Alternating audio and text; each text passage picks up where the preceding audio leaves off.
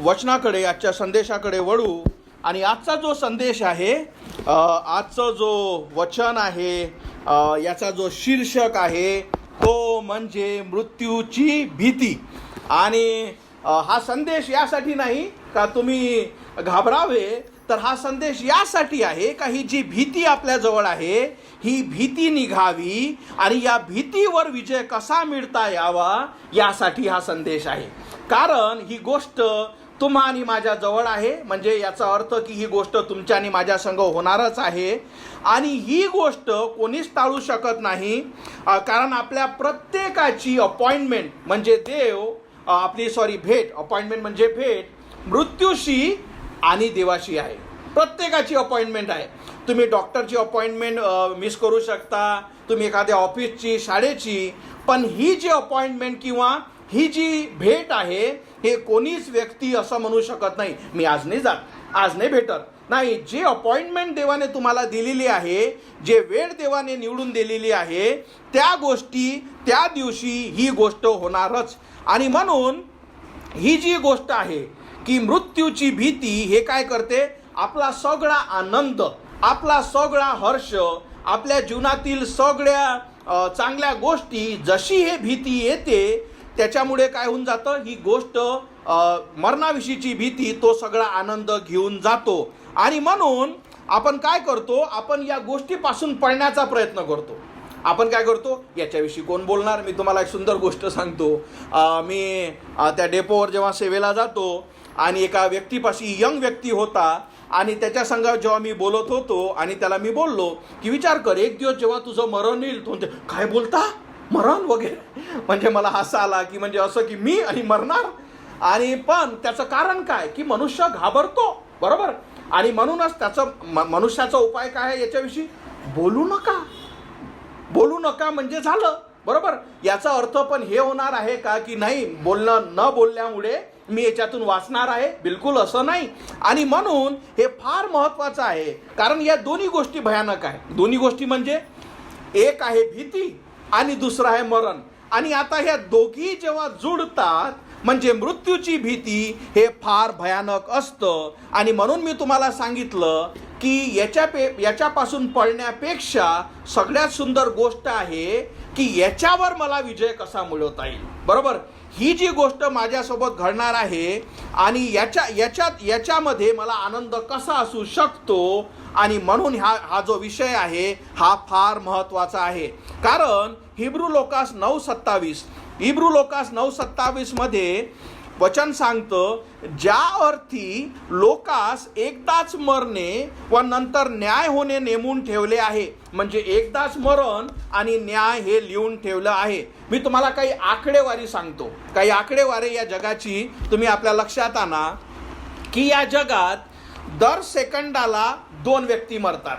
दर सेकंदाला 2 व्यक्ती, दर मिनिटाला 121 लोक मरतात, दर घंट्याला 7,265 लोक मरतात आणि एका वर्षाला कमीत कमी 1,74,000 लोक मरून जातात. हे काय आहे, ही आकडेवारी आहे, हे कधी बदलत नाही, हे चालू असते. म्हणून सांगण्याचं तात्पर्य की ह्या जो विषय आहे तो जगातला सगळ्यात मोठा विषय आहे. आणि म्हणून आजच्या संदेशाद्वारे आणि देवाच्या वचनाद्वारे आपण या गोष्टीवर कसा विजय मिळवू शकतो आणि कशी ही गोष्ट जी आपल्या जीवनात होणारीच आहे, तुमची अपॉइंटमेंट आहेच आहे, ती गोष्ट त्याला कसं तुम्हाला म्हणजे कसं त्याला सामोरे जाता येईल या गोष्टी आपण समजू. म्हणून आपण या दोन्ही गोष्टी ज्या आहे, भीती आणि मृत्यू, या दोन्ही गोष्टीविषयी बोलू. तर पहिली गोष्ट म्हणजे काय असते, भीती. मृत्यू दूर सोडा, पहिली गोष्ट भीतीच कोणाला आवडत नाही. कारण भीती काय करते, कधी असं बघितलं का शांती आणि भीती सोबतच राहते, नाही. जेव्हा भीती येते शांती आनंद सगळं पडतं, एका वेळेस एकच, बरोबर. म्हणून आपण भीती काय आहे पहिले ते बघणार आहोत. तर भीती म्हणजे अशी एक भावना, जी मानसिक स्थितीचा असा एक भावना आहे जे एखाद्या धोकादायक, वेदनादायक गोष्टीमुळे किंवा संभाव्य धोक्यामुळे निर्माण होणारी चिंता किंवा घाबरलेपणा असं होतं. म्हणजे जेव्हाही तुम्हाला एका गोष्टीविषयीचा धोका, जेव्हा तुम्हाला एखाद्या गोष्टीच्या वेदना, जसंही तुम्हाला एखाद्या गोष्टीविषयी काय संभाव्य धोक्यामुळे जी आपल्या मनात भावना निर्माण होते त्याला आपण काय म्हणतो, भीती म्हणतो. आता जसं मी तुम्हाला सांगितलं, या गोष्टीला सामोरे झाल्यामुळे आपण या गोष्टीचा लढा देऊ शकू आणि म्हणून याच्यावर आपण समजत आहोत. आता आपण बघू की भीती येतो कुठून. जेव्हा देवाने आदाम आणि हवा बनवले तेव्हा देवाने सर्वोत्तम त्या दोघांना बनवलं, त्यांच्यामध्ये भीती नव्हती. पण जसं त्यांनी पाप केलं आणि हे लोक काय झाले, देव जसा त्या बागेत आला, एदेन बागेत, हे दोघं लपले. का लपले? कारण त्यांना भीती आली. सांगण्याचं तात्पर्य, देवाच्या आज्ञा मोडल्यामुळे काय होतं, मनुष्यामध्ये भीती येते. आणि म्हणून भीतीची निर्मिती काय आहे तर पापाचं. म्हणून मी तुम्हाला सांगतो, जेव्हा एखादा व्यक्ती म्हणतो का मी पापी नाही, त्याला एक प्रश्न विचारला पाहिजे, तू भीत नाही का? बरोबर, कारण भीती हे मनुष्यामध्ये असतेच. आता भीती कधी येते? जेव्हाही आपण अशी एक चूक करतो, जेव्हा आपण देवाची आज्ञा मोडतो, आणि तेव्हा आपल्याला जी भीती कशामुळे येते की मला जर कोणी बघितलं तर नसेल, कोणी मला पकडेल तर नाही, कोणी मला जाब तर विचारणार नाही. केव्हा? कारण जेव्हा तुम्ही एखादी चूक किंवा देवाची आज्ञा मोडता. आता ही गोष्ट घडते कशी, मनुष्य रिस्पॉन्स कसा करतो, प्रतिसाद कसा देतो, हे सगळ्या गोष्टी समजून घ्या आणि मग स्वतःला ओळखा की आपण असं करतो का.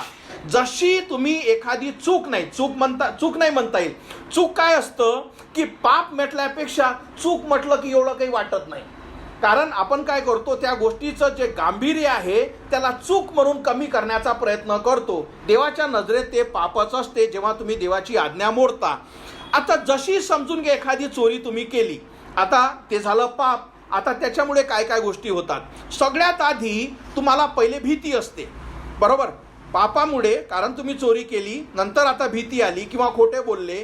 त्याच्यानंतर जेव्हा जर तुम्हाला कोणी पकडलं किंवा तुम्हाला एखादा प्रश्न विचारला, त्याच्यामुळे त्या भीतीमुळे तुमचं शरीर काय होतं, गरम होतं, म्हणून तुमचं शरीर तापतं. म्हणून तुम्ही बघा कधी की जेव्हा प्रश्न विचारले जातात तेव्हा पहिले काय होते, चोराले घाम येते, बरोबर का? कारण तुमचं शरीर आता तापतं, त्या भीतीमुळे तुमचं शरीर गरम होतं आणि त्याच्यामुळे तुमचं टेम्परेचर वाढतं, म्हणून तो व्यक्ती घाम सोडतो. आणि म्हणूनच खूप सारे चोर पकडल्या सुद्धा जातात.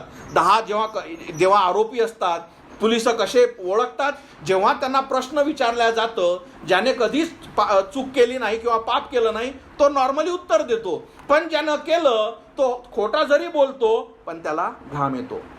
आणि जसा घाम येतो मग आता मी पकडल्या जाईल म्हणून तो काय करतो, प्रतिसाद देतो. आणि मग तो आणखी एक पाप काय करतो, खोटं बोलतो, मी तो नव्हेच, मी ते केलंच नाही. तुम्हाला समजली हे सायकल? आणि हे प्रत्येकासोबत आहे, बरोबर.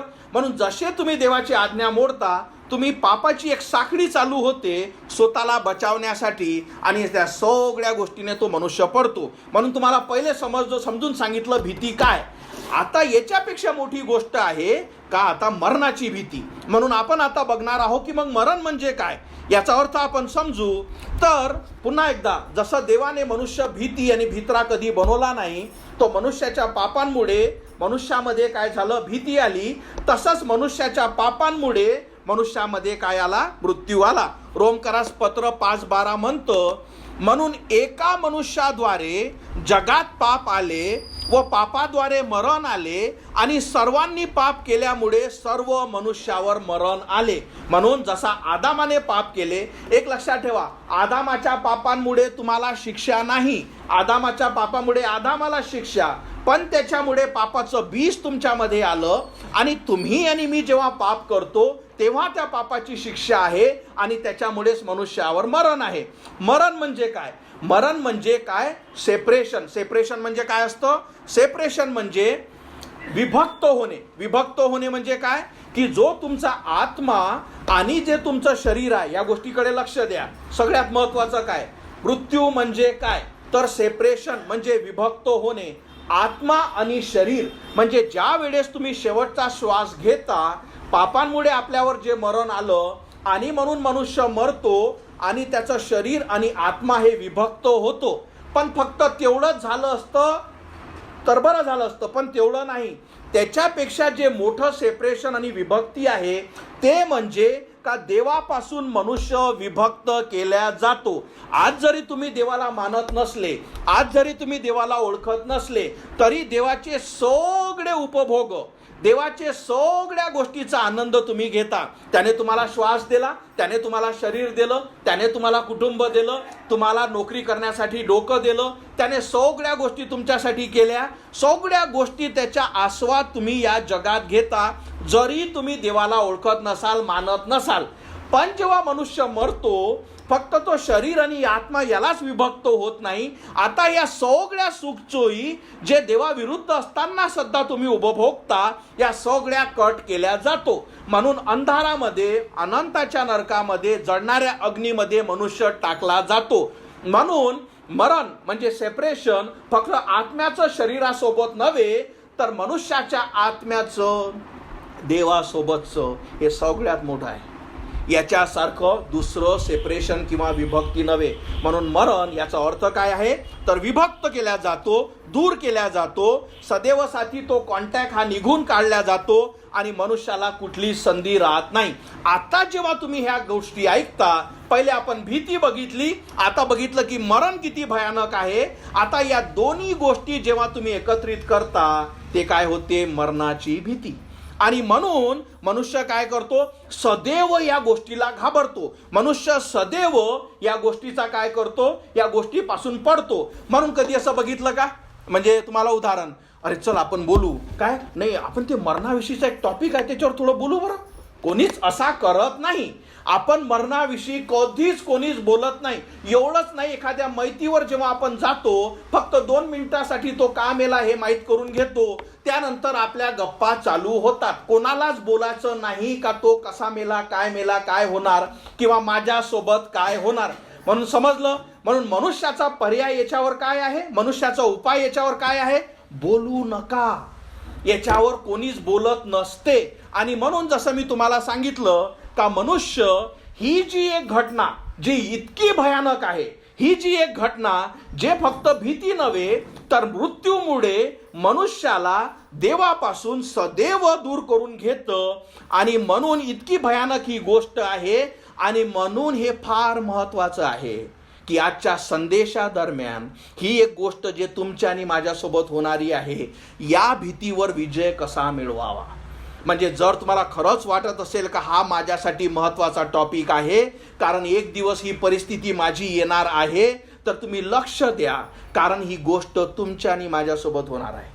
आणि म्हणून आपण आता काय बोलणार आहोत, याच्यावर आपण उपाय काय आहे, तर या मृत्यूवर एक गोष्ट लक्षात ठेवा, जोपर्यंत तुम्ही मरणासाठी रेडी नाही, याचा अर्थ तुम्हाला समजेल. मरणासाठी रेडी म्हणजे हे नाही की मी मरायला जातो, याचा अर्थ की जोपर्यंत तुम्हाला मरणानंतर आशा नाही, तुम्ही खरंच हे जीवन सुद्धा तुम्ही आनंद घेऊ शकत ना. हे तुम्ही माझ्यापासून लिहून घ्या. तुम्ही, माझं मन हृदय तुम्हाला सांगू शकत नाही. विचार करा, जेव्हा तुम्हाला ठाऊक आहे की माझ्याजवळ अनंताचं जीवन आहे, तुम्हाला मरणाची चिंता राहणार नाही. म्हणून मी तुम्हाला काय सांगत आहे की जर तुम्ही मरणासाठी रेडी नाही, तुम्ही हे सुद्धा आयुष्य आनंदाने जगू शकत ना. का? कारण तुम्हाला सदैव भीती आहे की काय होईल माझ्यासोबत, इथे जाऊन मी मरेन तर नाही, तो साप डसील तर नाही, मला अटॅक येईल तर नाही, माझा नंबर राहील तर नाही. कारण तुम्ही सदैव त्या भीतीतच जगाल, कारण तुम्हाला मरणानंतर काहीच आशा नाही.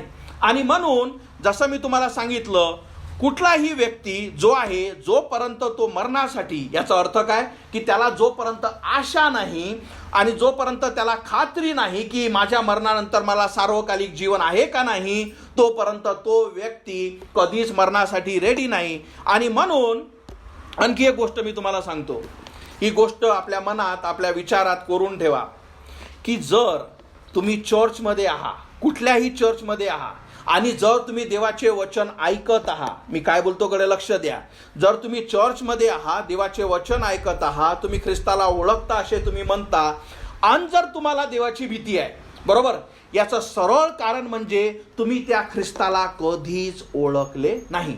म्हणजे ज्याच्यासाठी देवाचा पुत्र आला त्याला तुम्ही बिलकुल ओळखत ना, तो तुम्हाला ओळखत नाही.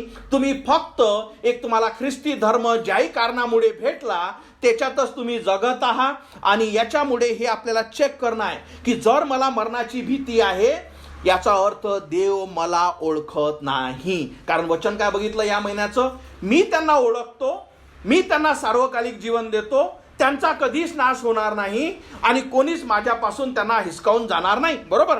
म्हणून मी तुम्हाला काय सांगितलं, सगळ्यात महत्त्वाचं काय आहे की तुम्हाला समजणं की जर मी चर्चमध्ये आहे आणि आजही जर मला मरणाची भीती आहे, तर तुम्ही ख्रिस्ताला, प्रभू येशू ख्रिस्ताला, त्याचा जो तारणाचा प्लान जो आहे, देवाचं जे कार्य आहे, ती गोष्ट तुम्ही कधी समजले नाही. आणि म्हणून आपण आणखी एक काही वचन आपण घेऊ. तर हे जे वचन मी तुमच्यासाठी वाचतो, इब्री लोकास पत्राचं जे आजचं वचन जे आहे, इब्री लोकास पत्र त्याचा 2 अध्याय आणि 15वं वचन, आणि जे लोक त्याच्या सर्व आयुष्यात मरणाचे भय ठेवून त्याचे दास असल्यासारखे जगत होते, त्यांना मुक्त करावे. म्हणजे देवाचा पुत्र आलाच या गोष्टीसाठी का जे लोक सर्व आयुष्यात जे त्याचे भय ठेवून त्याचे दास असल्यासारखे जगत होते, त्यांना मुक्त करावे. याच गोष्टीसाठी देवाचा पुत्र आला.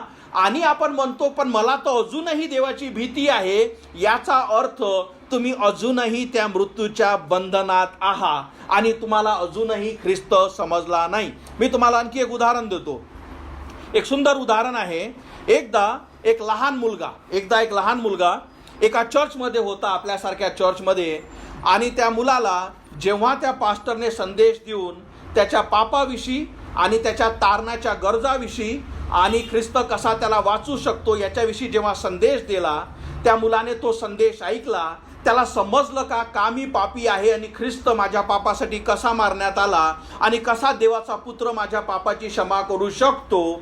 या मुलाने काय केलं, त्या चर्चच्या सेवेच्या दरम्यान, जे मी तुम्हाला सदैव आमंत्रित करत असतो, संदेशाच्या शेवटी जेव्हा मी तुम्हाला सांगतो की प्रार्थना करा, तुम्ही देवाला मागा, जर तुमच्यापाशी खात्री नसेल, तसंच त्या लहान मुलाने ख्रिस्ताला हाक मारली, त्याचा आत्मा वाचला, देवाने त्याची क्षमा केली. हा मुलगा जेव्हा घरी गेला, सैतान आला. सैतान काय म्हणतो, सैतान आला आणि सैतान सदैव तुम्हाला जे मी सांगितलं डाऊट करणारा आणि खोटारडा आहे. सैतानाने त्या मुलाच्या मनात त्याचे विचार, तुला खरंच वाटतं तू तारल्या गेला, तुला खरंच वाटतं तुझ्या पापाची क्षमा झाली, तुला खरंच वाटतं का तुला सॅल्वेशन लाभलं, असं आहे का फक्त तू भावनिक झाला.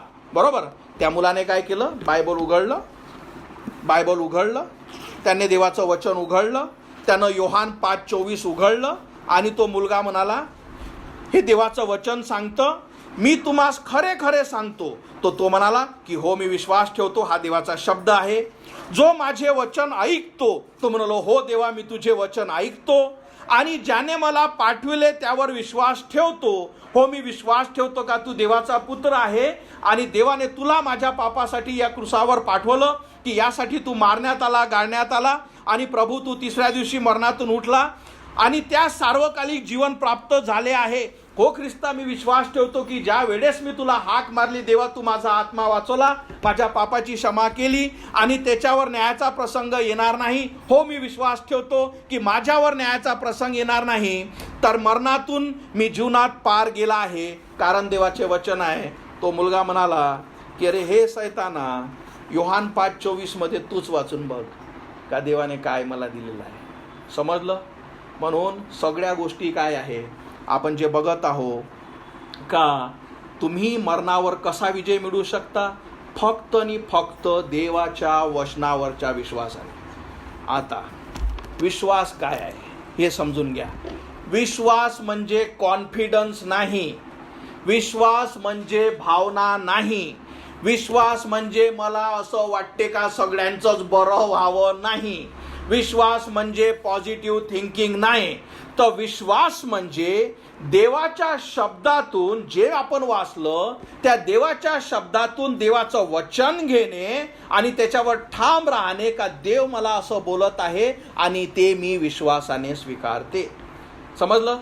म्हणून जर तुम्हाला वचनच माहीत नाही आणि देवाचा शब्दच माहीत नाही, मग तुम्ही फक्त भावनिक होत आहात. म्हणून मी तुम्हाला काय सांगितलं की तुम्ही फक्त आणि फक्त जर तुम्हाला ही मरणाची भीती हा सगळ्यात महत्त्वाचा जो विषय आहे, याच्यावर जर तुम्हाला विजय मिळवायचा असेल आणि जर तुमची इच्छा असेल का मी एक आनंदित जीवन आता आणि सर्वकालिक जीवन मिळावं, यासाठी फक्त आणि फक्त देवावरील विश्वास. आणि विश्वास जसं मी तुम्हाला सांगितलं, पॉझिटिव्ह थिंकिंग नाही, चांगलंच बोला हे नाही, तर विश्वास म्हणजे देवाने जे सांगितलेलं आहे, जे देवाचं वचन आहे, हा जो देवाचा शब्द आहे, याच्यात देव जे बोलतो त्याच्यावर मी विश्वास ठेवते. आणि म्हणून हे खूप महत्त्वाची गोष्ट आहे का तुम्ही सदैव देवाचे वचन ऐकले पाहिजे.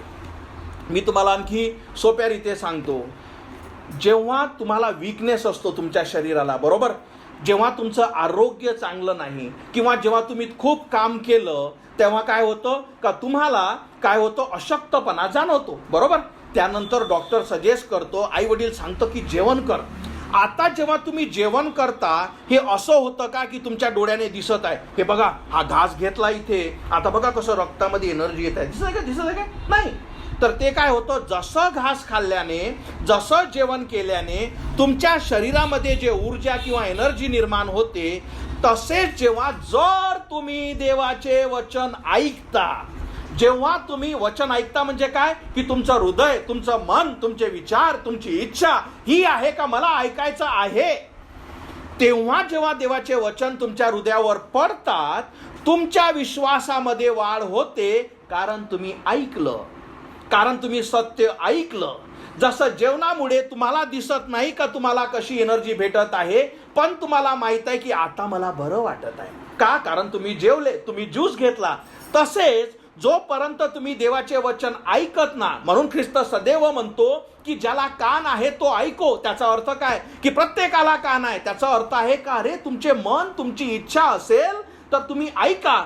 आणि जेव्हा तुम्ही देवाचे वचन ऐकता, देवाचं वचन तुमच्यामध्ये कार्य करतो. आणि हा जो विश्वास जो मी तुम्हाला सांगत आहे, बरोबर, की तुम्ही या मरणाच्या भीतीवर कसा तुम्ही विजय मिळवू शकता, या विश्वासाकडे देव तुम्हाला घेऊन जातो.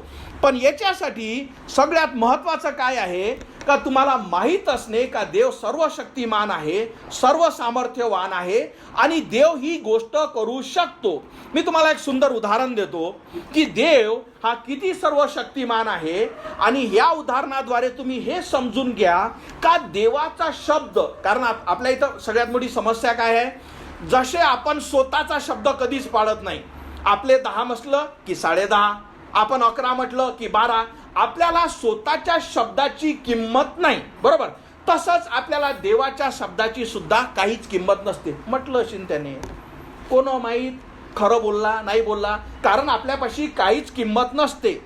म्हणून जोपर्यंत तुम्हाला हे समजत नाही का हा देवाचा शब्द आहे, हा कुठल्या मनुष्याचा नाही, हा न बदलणारा शब्द आहे, देव सर्वशक्तिमान आहे. आणि हे बायबल त्याने याच गोष्टीसाठी दिलं की मनुष्याला त्याच्या तारणाविषयी, त्याच्या पापाविषयी, त्याच्या सार्वकालिक जीवनाविषयी हे देवाची इच्छा. आणि जेव्हा तुम्ही त्या विश्वासाने वाचता, देवाचं कार्य तुमच्यामध्ये होतं. मी तुम्हाला जसं देवाचा शब्द देव कसा मोडत नाही याच्याविषयी मी तुम्हाला उदाहरण देतो. एक जुन्या करारामध्ये एक सोर नावाची एक खूप मोठं शहर होतं, खूप मोठं शहर होतं. आणि त्या शहराचे लोक एवढे गर्विष्ठ आणि एवढे ताकदवान आणि एवढ्या सगळ्या गोष्टीने, अहंकाराने, अलंकाराने आणि समृद्धीने भरलेले होते का त्यांनी म्हटलं की आम्हाला देवाची गरज नाही, आमचं वैभव बघा किती मोठं आहे, आमच्यापाशी कुठल्या गोष्टीची कमी आहे का. आणि हे जेव्हा शहरच्या शहर देवाविरुद्ध होतं, तर देवाने काय केलं याचे मी तुम्हाला प्रमाण सुद्धा देतो. हे कशासाठी बोलत आहे का देव जेव्हा बोलतो ते 500 वर्षानं असू द्या, 1000 वर्षानं ते होतच. तर देवाने एक देवाचा सेवक पाठवला आणि त्या सेवकाला देवाने सांगितलं की या शहराविरुद्ध तू काय कर, भाकीत कर, म्हणजे प्रोफेसी कर.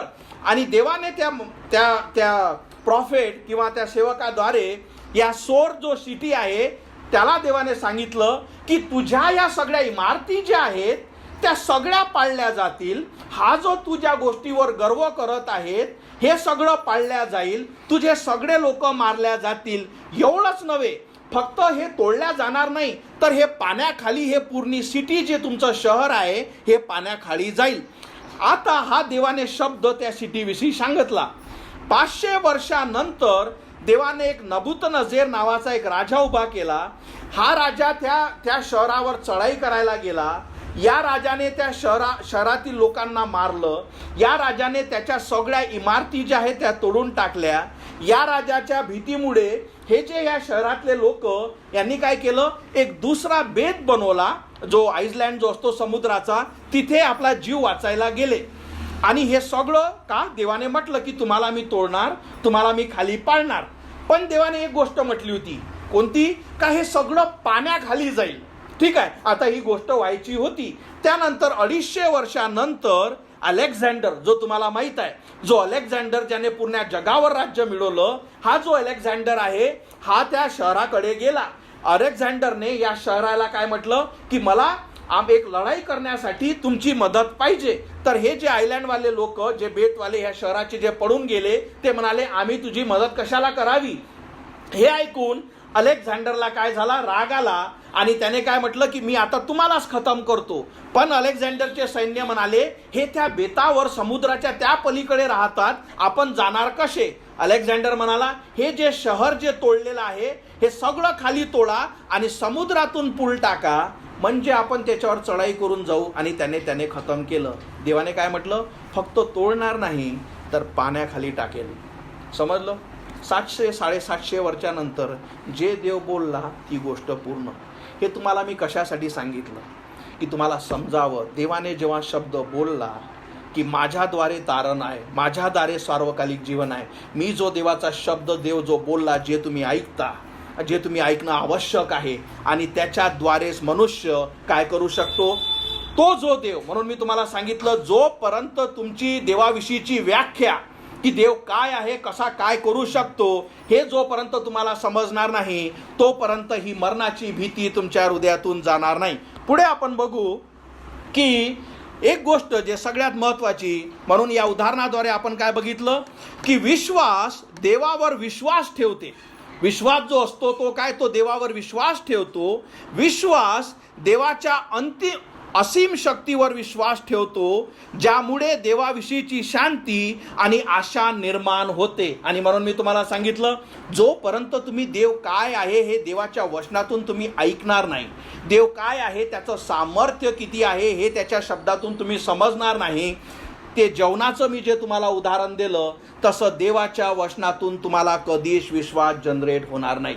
म्हणून काय महत्त्वाचं आहे, जेव्हा तुम्ही चर्चमध्ये असता, देवाचा संदेश तुम्ही ऐकता, तुम्ही चर्चमध्ये असणे, आपले कानं उघडे ठेवणे, आपले डोळे उघडे ठेवणे, आपलं लक्ष दूरपासून जवळ आणणे. सैतान सदैव सगळ्या गोष्टी फक्त तुम्ही चर्चमध्ये असताना टाकेल, कारण त्याची इच्छा आहे का तुम्ही या गोष्टी ऐकावे नव्हे, पण तुमच्या इच्छेमुळे तुम्ही हे सगळे विचार दूर सोडून मला ऐकू दे, कारण एक दिवस ही मरणाची भीती मला येईल. आणि म्हणून हे फार महत्त्वाचं आहे. आणि आपण आता हे जे सिटी जे तुम्हाला मी सांगितली, हे काय आहे तुमच्यासाठी, हे पुरावे आहेत काय समुद्राखाली कसे देवाने हे जे सिटी आहे, हे जे शहर आहे, कारण देवाने शब्द दिला आणि हे शहर पाण्याखाली आजही तुम्हाला दिसतं. कारण देवाने म्हटलं की हे सगळे गर्ववाले मी मोडेल आणि समुद्रात टाकेल. आणि हे आजचे फोटो आहेत. पण आपण आजच्या संदेशाच्याकडे जाऊ. आणि सगळ्यात मोठी गोष्ट म्हणजे देवाचं कार्य. आता आपण मुद्द्यावर येऊ की पास्टर आम्ही हे सगळं ऐकलं, पण आता जर मला मृत्यूवर विजय, आता जर मला ह्या मृत्यूच्या भीती जे माझ्यावर येणार आहे याच्यातून कसं निघावं, तर देवाची इच्छा आहे का. हिब्री लोकास 2:14 म्हणतं, म्हणून मुले रक्त व मांस यांची बनवलेली असल्याने तोही त्यांच्यासारखा रक्त मांसाचा झाला. म्हणजे जे आपल्याला माहित आहे की देव जो आत्मा आहे तो शरीर बनून रक्त मांसाचा म्हणजे मनुष्य बनून आपल्यामध्ये आला. येशूने हे यासाठी केले की ज्याकडे मरणाची सत्ता आहे, म्हणजे मरणाची सत्ता कोणाजवळ आहे, कारण पापांमुळे मरण आलं म्हणून सैतान काय करतो, पकडून ठेवतो. अशा सैतानाचा मरणाने नाश करावा. कशाने नाश करावा, मरणाने. याचा अर्थ समजून घ्या. देवाचा पुत्र प्रभू येशू ख्रिस्त या पृथ्वीवर आला, या जगाच्या सगळ्या पापांसाठी देवाने काय केलं, विचार करा.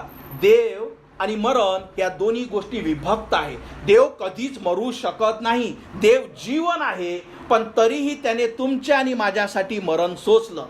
आणि देवाने काय केलं? देवाने मरण सोसलं, त्याला त्या कबरेत टाकण्यात आलं. मी तुम्हाला सांगतो, या जगातला सैतानाचा सगळ्यात मोठा आनंदाचा क्षण तेव्हा असेल जेव्हा प्रभू येशू ख्रिस्ताने आपला आत्मा तुमच्या आणि माझ्यासाठी दिला. त्यावेळेस सैतानाला वाटलं की हा सुद्धा मी खतम केला, कारण त्याच्यापाशी मरणाची सत्ता आहे. तेव्हा सैतान त्या दिवशी आनंदित असेल आणि त्या मरणाने येशू ख्रिस्ताला पहिल्या दिवशी कैदीत ठेवलं, दुसऱ्या दिवशी कैदीत ठेवलं आणि तिसऱ्या दिवशी देवाचा पुत्र त्या कबरेतून मरणावर विजय मिळून बाहेर आला. हे सगळ्यात मोठी गोष्ट आहे, कारण त्याने मरणावर विजय मिळवला, कारण त्याने मरणाच्या सगळ्या साखळ्या तोडल्या. कारण त्याने काय सांगितलं? वचन काय म्हणतं? अशा सैतानाचा मरणाने नाश करावा. आणि जेव्हा देवाने तुमच्या आणि माझ्या पापासाठी आपला प्राण दिला आणि मरणावर तो विजयी झाला आणि तो देवाच्या उजवे हातेवर बसलेला आहे, आणि जेव्हा तुम्ही विश्वासाने त्याला हाक मारता की येशू माझा आत्मा वाचो, माझ्या पापाची क्षमा कर, मी तुला आपला पिता, मी तुला आपला देव, मी विश्वास ठेवते का तू देवाचा पुत्र आहे आणि माझ्या पापासाठी तू मारण्यात आला, हे माझे वैयक्तिक पाप आहे ज्याच्यामुळे तू क्रुसावर आपला प्राण दिला आणि ज्याच्यामुळे तू मारण्यात आला, गाळण्यात आला, पण तू तिथे राहिला नाही. तिसऱ्या दिवशी मरणातून तू विजयी झाला. आणि जसे तुम्ही विश्वासाने हाक मारता येशू माझा आत्मा वाचो, तो काय करतो? तुमच्या जीवनात सार्वकालिक जीवन टाकतो. पुन्हा एकदा आपण तरी त्याच मुद्द्यावर येऊ, पण भीती कशी गेली? उदाहरण देतो, समजावून सांगतो. विचार करा, समजून घ्या, माझ्याजवळ समजून घ्या 1000 रुपये आहे. ठीक आहे, माझ्याजवळ 1000 रुपये आहे आणि मला माहित आहे हे संपणार आहे. का? कारण मला गरज आहे आणि तो खर्च होणार आहे. आता माझ्या बापाने माझ्या अकाउंटमध्ये इतका पैसा टाकून दिला, तो कधीच संपणार नाही. का? कारण माझा बाप माझ्यावर प्रेम करतो, त्याने माझ्या अकाउंटमध्ये इतका पैसा टाकला आहे आणि मला माहित आहे की माझ्या अकाउंटमध्ये टाकला आहे. आता मला सांगा, हे 1000 रुपये जे खतम होणार याची मला भीती आहे का? समजलं? नाही. का? काही फरक पडत नाही. कारण हे जसे संपले, माझ्या बापाने जे माझ्या अकाउंटमध्ये टाकलेले आहे ते जे न संपणारा पैसा चालू होतो. समजलं? तसाच जेव्हा तुम्ही ख्रिस्ताला आपला आत्मा वाचवण्यासाठी हाक मारता, तुमचं हे जे शारीरिक जीवन काही वर्षासाठी तुम्ही या पृथ्वीवर आहात आणि तो काय करतो? तारणाच्या दिवशी जेव्हा तुम्ही हाक मारता येशू माझा आत्मा वाचो, तुमच्या जीवनामध्ये अनंताचं सार्वकालिक जीवन टाकतो. आता तुम्हाला माहित राहतं की किती काही दिवस मी इथे जगो, कारण तुम्हाला मी सांगितलं बर्थडे काय असतो, माझं 1-1 वर्ष कमी होत आहे, पण त्या गोष्टीची मला चिंता नाही. का? कारण माझ्यापाशी फक्त हे आनंदाचं जीवनच नव्हे, तर ज्या दिवशी हे जीवन संपतं माझ्यापाशी सार्वकालिक जीवन चालू होतं. म्हणून मी मृत्यूला घाबरत नाही. पण ज्या व्यक्तीपाशी सार्वकालिक जीवनाची आशा नाही, पुन्हा एकदा त्या 1000 रुपयावर उदाहरण घ्या, त्याला सदैव अरे आता 900 राहिले, आता 800 राहिले, आता 500च राहिले, आता 100वर आलं, आता 0 झालं, आता मी नील झालो. तो व्यक्ती सदैव घाबरत राहील. म्हणून ज्याच्यापाशी देवाचा पुत्र नाही त्याच्यापाशी काहीच आशा नाही. म्हणून देवाचं वचन काय सांगतं? 1 योहान 5:11, आणि देवाची जी साक्ष आहे ती ही आहे की देवाने आपल्याला सार्वकालिक जीवन दिले आहे आणि हे जीवन त्याच्या पुत्राच्या ठायी आहे. ज्याच्याजवळ पुत्र आहे त्यास जीवन आहे, पण ज्याच्याजवळ पुत्र नाही त्यास जीवन नाही. मी तुम्हाला सांगतो, इतक्या सोप्यारित्या देवाने तुम्हाला हा संदेश दिला.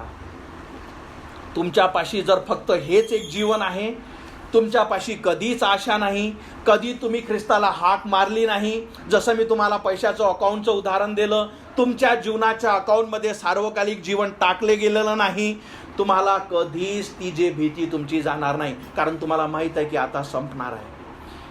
माझ्या कुटुंबियांनो, एक लक्षात ठेवा, आज आरोग्य आहे, आज सगळं जसं पाहिजे मी तसं जगू शकतो, आज जे पाहिजे मी ते करू शकतो, आज मी जे पाहिजे ते बोलू शकतो. असू द्या, एक दिवस असा येईल का शरीर जे आहे ते थंड पडेल.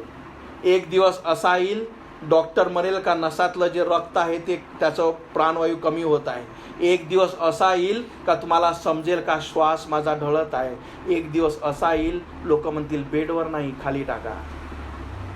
हा दिवस येईल, हा तुमच्यावर येईल, माझ्यावर येईल. पण जर तुमच्या जीवनात सार्वकालिक जीवन नाही, तुम्हाला काहीच आशा नाही, तुम्ही त्या मृत्यूवर, त्या मृत्यूच्या भयावर विजय मिळवू शकत नाही. म्हणून सगळ्यात महत्त्वाचं काय आहे?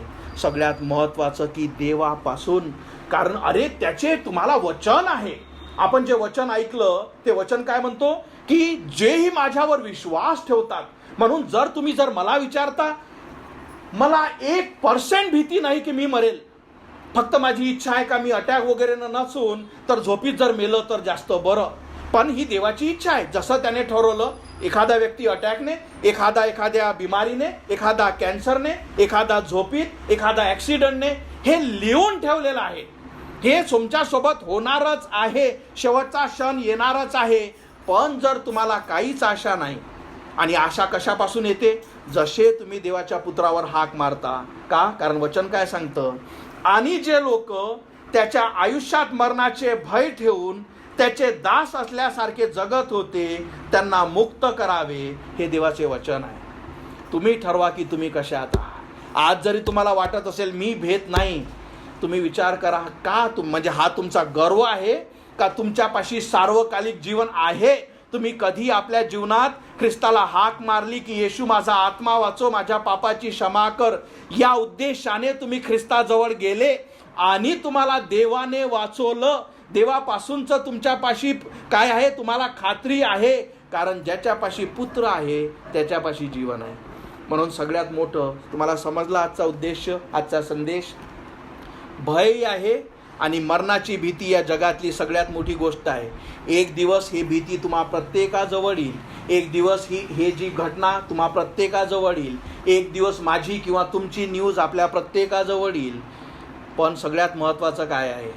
ज्याच्यापाशी सार्वकालिक जीवन आहे त्याचं हे जीवन संपतं आणि तो मरणातून जीवनात जातो. मग तो का घाबरेल? त्याला कशाची भीती आहे? पण ज्याच्यापाशी पुत्र नाही, ज्याने ख्रिस्ताला कधीच हाक मारली नाही, ज्याच्या पापाची कधीच क्षमा झाली नाही, तो कधीच देवाजवळ जात नाही. तो नरकात टाकला जाईल, कारण त्याच्यापाशी सार्वकालिक जीवन नाही. म्हणून आज तुम्ही ठरवा की माझ्यापाशी फक्त जीवन आहे. तर जेव्हा ही क्षण तुमच्यावर येईल, कारण जर तुमच्यापाशी काहीच आशा नाही, म्हणजे आपल्या डोळे, आपले जे हृदय, आपले विचार, जे आपण काय करत असतो ना, खूप सारे विचार करतो. आपल्या डोक्यात सदैव खूप साऱ्या गोष्टीचं काय करतो, एखादं चित्र निर्माण करतो. आज ते चित्र स्वतःविषयी निर्माण करा, कारण तुमच्यासाठी हे महत्त्वाचं आहे की ज्या वेळेस माझी हे क्षण येईल, माझी परिस्थिती काय राहील. माझ्यापाशी सार्वकालिक जीवन आहे, माझ्या पापाची क्षमा झाली आहे, आणि जर नसेल तर ही भीती तुम्हाला अनंताच्या नरकात टाकून जाईल. म्हणून मी तुम्हाला काय म्हटलं, जो मरणासाठी रेडी नाही, आता तुम्हाला समजलं, तो जीवनही जगू शकत नाही.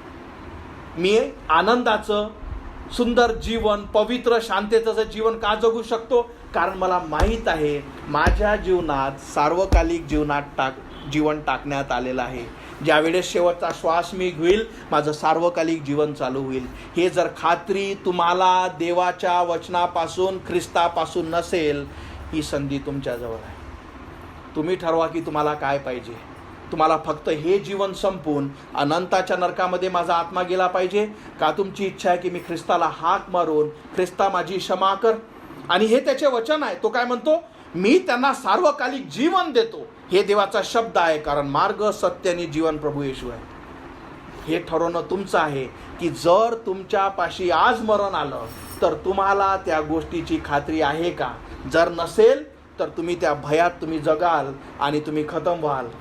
पण तुमच्यापाशी उपाय आहे की ख्रिस्ताला जेव्हा तुम्ही हाक मारता, कारण त्याने मृत्यूवर विजय मिळवला, त्याच्याद्वारे तुम्ही विजय मिळवू शकता. कारण तो ख्रिस्त आहे आणि त्याच्याद्वारे तुम्हाला सार्वकालिक जीवन प्राप्त होते.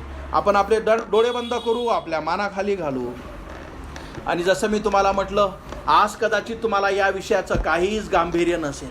आज जरी तुमच्यासाठी हा एक असा सहज संदेश असेल, पण लक्षात ठेवा, ही गोष्ट, ही घटना, हे तुमच्या मनाच्या कोपऱ्यात तुम्हाला माहीत आहे. खूपदा तुमच्या मनात, तुमच्या हृदयात किंवा तुमच्या आयुष्यात असे क्षण आले जेव्हा तुम्हाला वाटलं की कदाचित मी मेली असते, कदाचित या गोष्टी माझ्या संग झाल्या असत्या, आणि ते भीती तुमच्या मनात आहे. का? कारण जेव्हा ती वेळ येते, पण कदाचित ती वेळ निघून गेली, पण तुम्हाला माहीत आहे की एक दिवस येणार आहे. आणि जर तुम्ही त्या गोष्टीसाठी आज रेडी नसाल तर तुम्ही कधीच रेडी राहणार नाही. तुम्ही सदैव त्या मृत्यूच्या भीतीमध्ये वागत राहाल आणि तुम्हाला जीवनाचा, इवन या जीवनाचा आनंदसुद्धा समजणार नाही. पण जेव्हा तुम्हाला कळतं का हो मी पापी आहे, आणि जेव्हा तुम्ही विश्वास ठेवता देवाचा पुत्र, योहान 3:16 सांगतं, देवाने जगावर एवढी प्रीती केली का त्याने आपला एकुलता एक पुत्र दिला, यासाठी का जो कोणी त्यावर विश्वास ठेवतो त्याचा नाश होऊ नये, तर त्याला सार्वकालिक जीवन प्राप्त व्हावे. याचा अर्थ काय? जेव्हा तुम्हाला समजतं की हो माझ्याजवळ सार्वकालिक जीवन नाही, माझ्यापाशी फक्त हे जीवन आहे आणि मी कसं तरी हे जीवनच चांगलं जगण्याचा प्रयत्न करत आहे, शैतान तुम्हाला फसवत आहे, या जीवनानंतर नरक तुमच्यासमोर जाणार आहे. एक विचार करा, जर तुमच्यापाशी सार्वकालिक जीवन नाही ना, हेच तुमच्यासाठी स्वर्ग आहे. कारण जे नरक येणार आहे त्याच्या कंपॅरिझनमध्ये ही गोष्ट फार चांगली आहे. पण जर तुम्ही याच्यावरच सेटल होत असाल, येणारा नरक इतकं भयानक राहील का ते तुम्हाला सहन होणार नाही. म्हणूनच देवाने आपला पुत्र प्रभू येशू ख्रिस्त दिला, कारण त्याची इच्छा आहे की कुठल्याच आत्म्याचा नाश होऊ नये. देव तुमच्यावर प्रेम करतो, देव माझ्यावर प्रेम करतो, पण देव तुमच्या आणि माझ्या पापांवर प्रेम करत नाही. आणि म्हणून देव तुम्हाला स्वर्गात घेऊ शकत नाही, कारण पापाची शिक्षा मरण आहे आणि ते देवाच्या पुत्राने तुमच्या आणि माझ्यासाठी क्रुसावर घेतली. पण त्या कबरेत तो राहिला नाही. तिसऱ्या दिवशी त्याने मरणावर विजय मिळवला. आणि देवाचे वचन सांगतं का जोही विश्वासाने का येशू माझी क्षमा कर, मी विश्वास ठेवतो का तू देवाचा पुत्र आहे, मी विश्वास ठेवतो येशू की तू माझ्या पापाची शिक्षा क्रुसावर घेतली आहे. होय प्रभू, तुझे वचन सांगतं काय जोही विश्वासाने हाक मारेल तो वाचवला जाईल. वचन सांगतं जितक्यांनी त्याच्या नावावर विश्वास ठेवला तितक्यांना देवाने त्याचे मुलं होण्याचा अधिकार दिला. वचन सांगतो जो हृदयाने ग्रहण करतो, मुखाने कबूल करतो, तो वाचवला जाईल. जिथेही तुम्ही बसलेले आहात, जिथेही तुम्ही ऐकत आहात, जर तुम्हाला मरणाची भीती आहे आणि तुमची इच्छा आहे की मला सार्वकालिक जीवन प्राप्त व्हावे, माझ्या पापाची क्षमा व्हावी, त्या ख्रिस्ताला हाक मारा. जेव्हा तुम्ही ही छोटीशी प्रार्थना करता, म्हणता येशू मी विश्वास ठेवते का तू देवाचा पुत्र आहे, मी विश्वास ठेवते परमेश्वरा, होय प्रभू की तू स्वर्गाची जागा सोडून मस्तसारख्या पापासाठी, मस्तसारख्या पाप्यासाठी या पृथ्वीवर आला. होय परमेश्वरा, तू माझ्या पापासाठी मारण्यात आला. जसं त्या लहान मुलाविषयी मी ऐकलं प्रभू साक्ष, देवानेचे वचन त्याने ऐकलं की हो येशू माझ्या पापांसाठी मारण्यात आला, त्याला माझ्यासाठी गाळण्यात आलं, त्याने आपलं पवित्र रक्त माझ्या पापांच्या क्षमेसाठी त्याने सांडवलं. आणि हो तू तिसऱ्या दिवशी मरणातून उठला. मी विश्वास ठेवते माझ्या प्रभू का तू स्वर्गात बसलेला आहे, तू जिवंत प्रभू आहे. आणि वचन सांगतं की स्वर्गाखाली असं दुसरं कुठलंच नाव नाही ज्याच्याद्वारे मनुष्याला तारण लाभावे. आणि होय परमेश्वरा, होय प्रभू, आज मी तुला हाक मारते, माझी क्षमा कर, माझा आत्मा वाचव. मी तुला माझा देव, माझा तारणारा स्वीकारते. माझ्या सगळ्या पापापासून मी पलटते आणि एक योग्य पवित्र जीवन जगण्यासाठी तुला हाक मारते. माझी क्षमा कर, माझा आत्मा वाचव, मला नवीन जीवन तू दे. होय प्रभू, माझी क्षमा कर. जसे तुम्ही हे छोटीशी प्रार्थना विश्वासाने करता, स्वर्गातील देवाला हाक मारता की येशू मला वाचव, तो तुमच्या जीवनात सार्वकालिक जीवन टाकतो. आपण जे वचन ऐकलं, मी त्यांना सार्वकालिक जीवन देतो, त्यांचा कधीच नाश होणार नाही आणि कोणीही त्यांना माझ्या हातातून सोडू शकणार नाही. हे वचन तुमच्या जीवनात खरं ठरतं. तुम्ही बघा की तुमच्याजवळ सार्वकालिक जीवन आहे. जर नसेल तर तुम्ही मृत्यूच्या भीतीत जगत आहात. फक्त त्या विषयाविषयी न बोलावं हाच फक्त तुमच्यापाशी एक पर्याय आहे. पण एक दिवस तो वेळ येईल, एक दिवस तो क्षण येईल, पण ती वेळ राहणार नाही, वेळ हातून चालली जाईल. म्हणून आज तुम्ही चेक करा की आमच्याजवळ पुत्र आहे का, त्यानं माझं जीवन बदललं आहे का, मला खात्री आहे का देवापासून की देवाने माझी क्षमा केली, माझ्यापाशी सार्वकालिक जीवन आहे का. जर नसेल तर त्या ख्रिस्ताला हाक मारा, तो याच समय तुमचा आत्मा वाचेल. तो तुमचं हृदय, तुमचं मन बघतो. तुम्ही जितके त्याला कठोर करता आपले हृदय, तितके आपली संधी तुम्ही गमावता, तितके आपण देवाजवळून दूर जातो, तितकेच आपण देवाच्या वचनापासून दूर जातो. पण जेव्हा तुम्ही स्वतःला नम्र करता, म्हणता येशू माझा क्षमा कर, माझा आत्मा वाचव, मी तुला माझा देव, माझा तारणारा स्वीकारते. होय प्रभू, माझी क्षमा कर. वचन सांगतं, जे आत्म्याने दीन ते धन्य, कारण स्वर्गाचे राज्य त्यांचेच आहे.